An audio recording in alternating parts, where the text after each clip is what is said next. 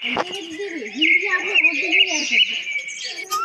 छोटे से गांव में एक किसान और उसकी पत्नी अपने एक छोटे से मकान में रहते थे।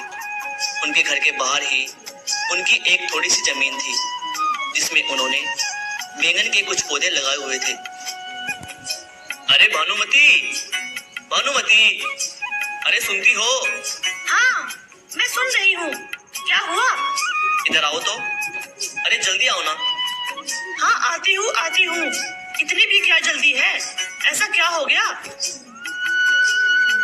तुम बैंगन के बगीचे की अच्छे से देखभाल कर रही हो ना? इतने दिन हो गए हैं, एक भी बैंगन नहीं आया है। मैं तो रोज अच्छे से इसकी देखभाल करती हूँ, सुबह शाम रोज टाइम से पानी भी देती हूँ, लेकिन फिर भी हमें इसका फल नहीं मिल रहा है। अच्छा ठीक है ठीक है, तुम अच्छे से इसकी देखभाल करना। मैं अभी खेत में जाता हूँ। अरे देखो भानुमती, हमारे बगीचे में एक बैंगन निकल आया है, लेकिन ये तो बस एक ही है। इसे क्या ही बाजार में बेचूं? तुम एक काम करो, तुम इसकी सब्जी बनाओ, मैं खेत से लौटकर खाना खाऊंगा, ठीक है? ठीक है। इतना कहकर किसान चला जाता है।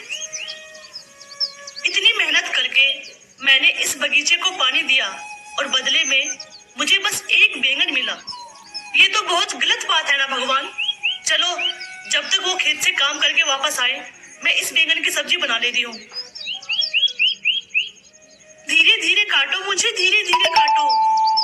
अरे, ये कैसी आवाज है और कहाँ से आ रही है ये आवाज? धीरे धीरे काटो मुझे, धीरे धीरे काटो। अरे, ये आवाज तो इस बैंगन से आ रही है। बाप रे बाप, ये कैसे हो सकता है? मैं जल्दी से यहाँ से भाग जाती हूँ। इतना कहकर किसान की पत्नी घर से दौड़ती हुई अपने पति के पास खेत पर आ जाती है और वह अपने पति से हड़बड़ाहट में कहती है, वो बैंगन, वो बैंगन से। वो बैंगन से क्या?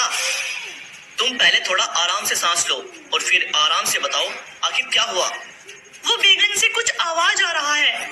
क्या बात कर रही हो? ये भला कैसे हो सकता है? नहीं, मैं आपसे बिल्कुल सच कह रही हूँ।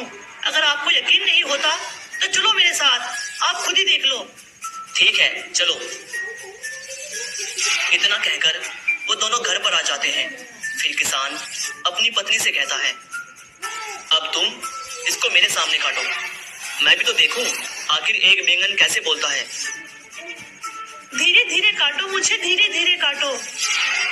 अरे, तुम तो बिल्कुल सच बोल रही थी। ये आवाज तो इस बैंगन से ही आ रही है। आवाज और बैंगन से? लेकिन धीरे से ही सही, लेकिन फिर भी तुम इस बैंगन को काटो। अब भानुमती धीरे धीरे उस बैंगन को काटती है।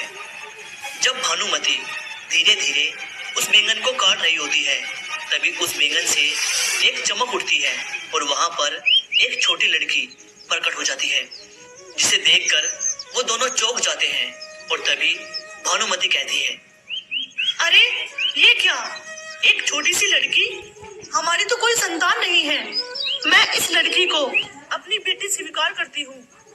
बेटी तुम इस बैंगन से निकली हो, इसीलिए मैं तुम्हारा नाम बैंगनमती रखना चाहती हूँ।